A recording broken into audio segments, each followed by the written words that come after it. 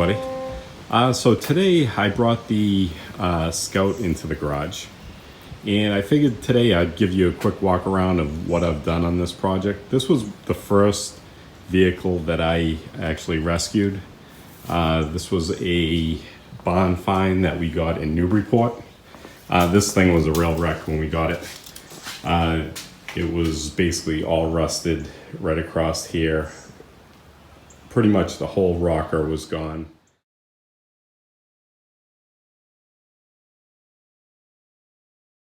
And it definitely needed a lot of work.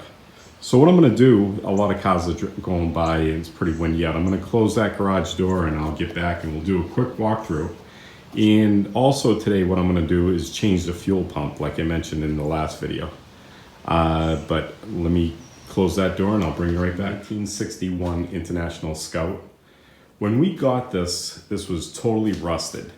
It had a really good frame, and that's basically what kind of sold me on it because it had a good bones to it. It had a good frame, the sides, all this stuff that would have been hard to fabricate was all intact and was in good shape.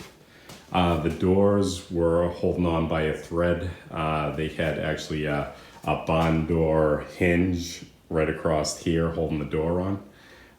So I ended up taking the old hinges and kind of modifying them a little bit to be able to make them so they could hold onto the door a little bit better, which I know isn't really the correct way to do it, but I kind of had to adapt some things with this just to make it work.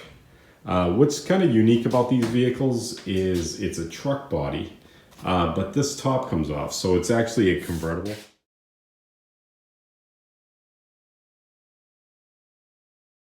So that's kind of a unique thing that I liked about the Scouts. So it's a 4-cylinder motor that's in this. It's a slant 4. It's not overly powerful, but it does start really good and it does run really well. It is a 12-volt system, so that's good. I didn't have to do any conversion with it. We basically went over the motor. It was actually locked up when we got it, but we did free it up pretty easily. I think it was just locked up from sitting. This sat for about 20 years when I got it. Funny story, like I told in the other video, is when I went to buy this, the guy was only selling it for parts. And he was actually trying to talk me out of buying it as a project. He said it would be too much work to get it to back in drivable condition. So I ended up buying this for $400, and I've put about $1,000 into it between brakes, maybe a little less. I would say about 900 to 1,000, in probably about 80 hours worth of work.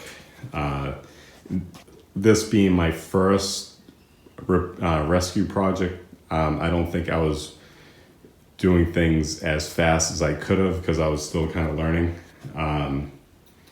But I did have a history of repairing things. I always worked on our plumbing trucks and my own everyday drivers. So I do have a basic knowledge of mechanics, but auto body and stuff like that was definitely new for me. So the plan I had for this vehicle was to keep it looking somewhat used, leaving some of the dents, doing a paint job on it, but not going too crazy on the bodywork. Like you'll see on this hood that I left some of the dents on the hood. The interior, this had no floorboards in it at all.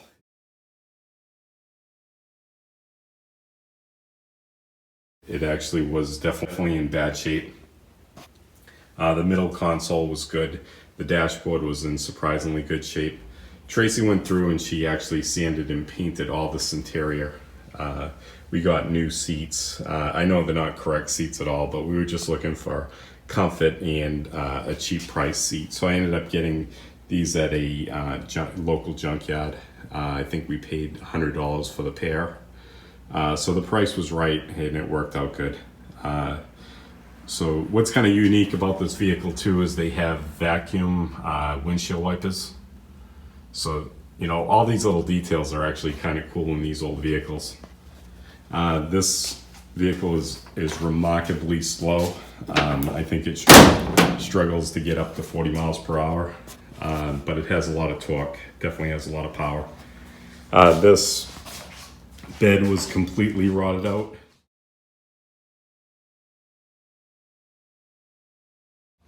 And I did my version of the base of the bed, which I was able to get this piece of diamond plate, aluminum diamond plate, really cheap. And so I bent up the sides and just made it a regular bed. Missing from this truck when we bought it was the tailgate. So I ended up fabricating that myself. I used a piece of steel pipe that we use for plumbing, for gas piping, and a couple of couplings at the end, and fabricated a hinge, and then just used flat sheet metal to make this here. The sheet metal rolls right around and attaches to a 3/4 inch piece of steel pipe going across here. And then I used that detail that I talked about that I like to do on each of my vehicles, is put some sort of leather belt strap on either the hood or the tailgate.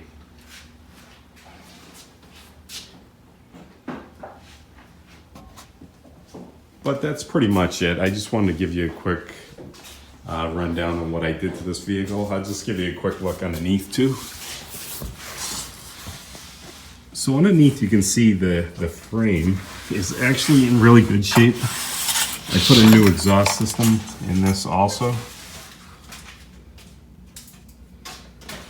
But Tracy and I actually scraped this all down and painted it. And then last fall, I also sprayed this down with bar chain oil, just to help preserve it. But it's all in all a pretty good vehicle. I do have some oil leaks. The rear main seal on the motor is actually leaking. So I actually set up this pan, because I didn't like it just draining on the ground. So I set up this pan that catches that. And when I get more comfortable with working on motors, I'm gonna yank the motor out of this and replace that. But I've heard that that is pretty tough to do in these vehicles, by some people that have done it. I guess that's a real tough job to do on these. So I wanna get a little more experience before I do that. So the other thing that I did with this is I changed all the brakes. The brakes got all redone. I did all new brake lines. And like I've mentioned in past videos, that's probably like one of the most important things to do on these, because it is the single chambered master cylinder. And you just want to be able to stop, because there's nothing more helpless than driving and then totally losing your brakes. You're definitely going to crash into something. But all right guys, so the next thing we're going to do, and the main objective today, is to change the fuel pump. This is it here, and I'll bring you back once I get set up.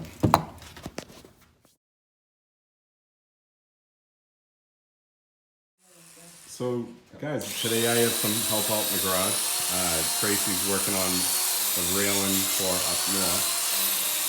We had to re-weld some of the brackets that hold it to the banisters. So see how it works with that. How's it going today, Trace?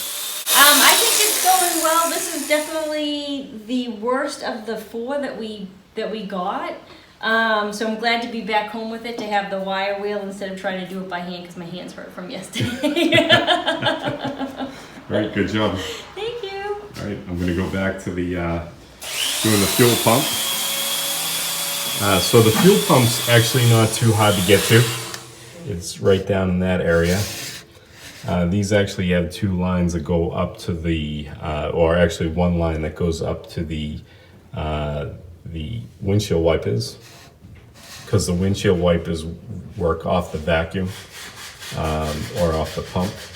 So I'm going to get set up underneath and get that apart. So you can see I disconnected the fuel line from the carburetor, and there's the fuel pump down there, which is held on by just 2 bolts.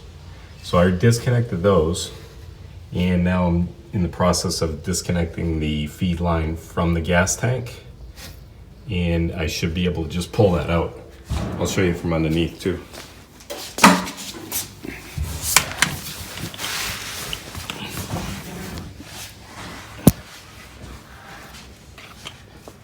So it's actually pretty good access to be able to take this out. It isn't surrounded by too many things. It's a little tight on one side to get to the bolt, but I get those out and it's ready to come out. Fuel pump in. It looks a little bit different than the old one. The old one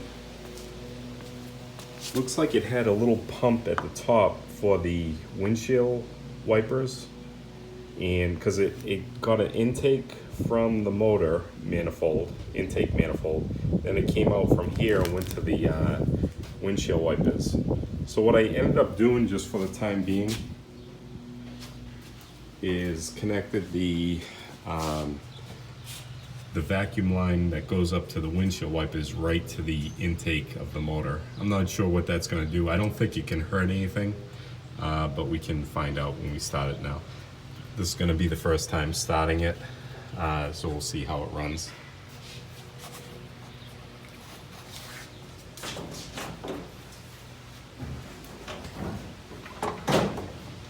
We have the fire extinguisher right there. I hope we have the fire.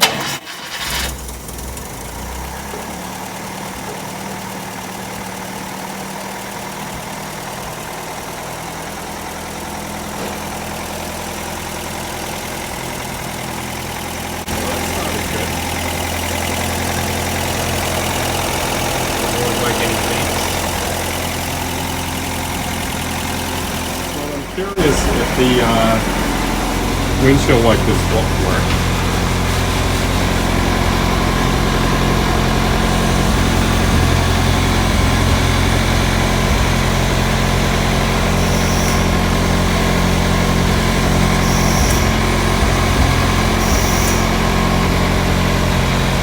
Alright, so those still work.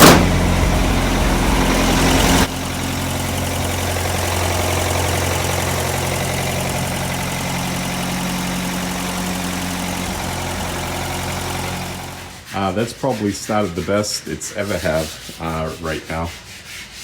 What I noticed I gotta do is looks like I had some friends in here. So I'm gonna clean that out.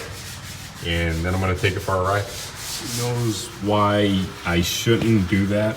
I shouldn't hook the windshield wiper vacuum line to the intake manifold. If you could just put it in the comments and just let me know. I looked online, I couldn't find any reason why you couldn't do that. But if anybody knows, if they could just let me know. Alright, so you guys want to take a test ride? Let's go for a test ride. Trace, you want to go for a test ride? I would love to get away from this, but I'm going to touch your phone with these hands. That's alright. Okay. That's right. Yeah, I'm going to give you the phone. All right, let's do this. It started again, so that's good. Oh, we have a tie coming in.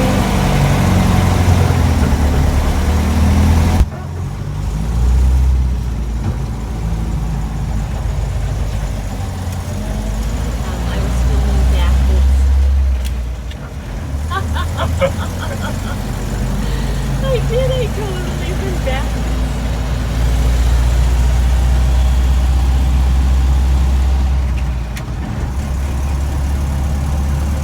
Oh, it actually even goes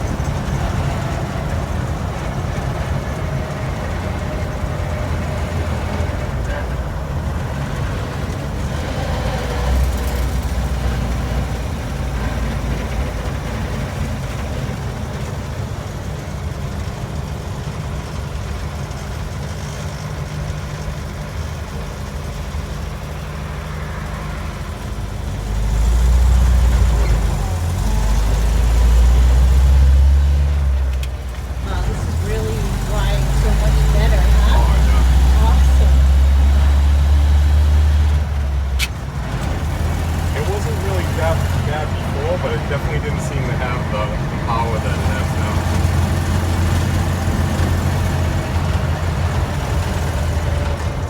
I actually think that was the original fuel pump.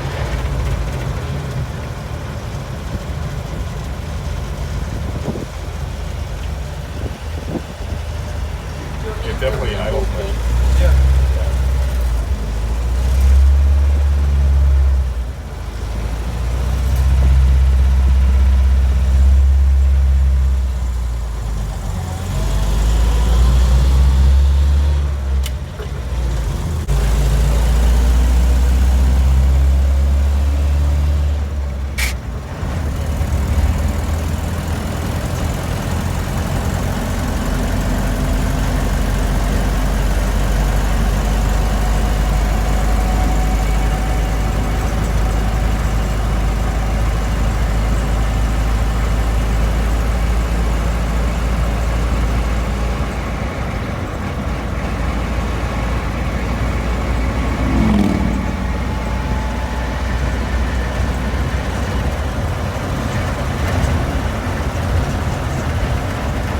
Here again with this vehicle, the tires aren't the greatest. You can definitely feel the shaking from it. It's very shaky. But they're holding air, so I think it's Yeah, so that's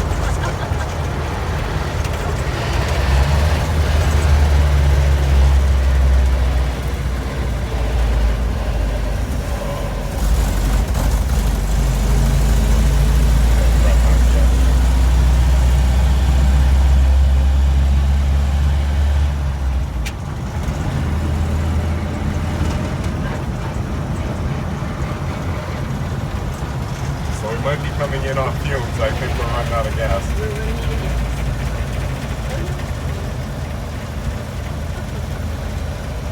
At least if we get stuck with not driving. Sorry, I just didn't move the truck.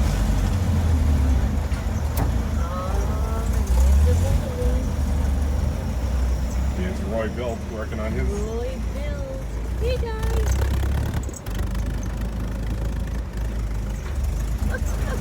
Oh, it's getting bouncy.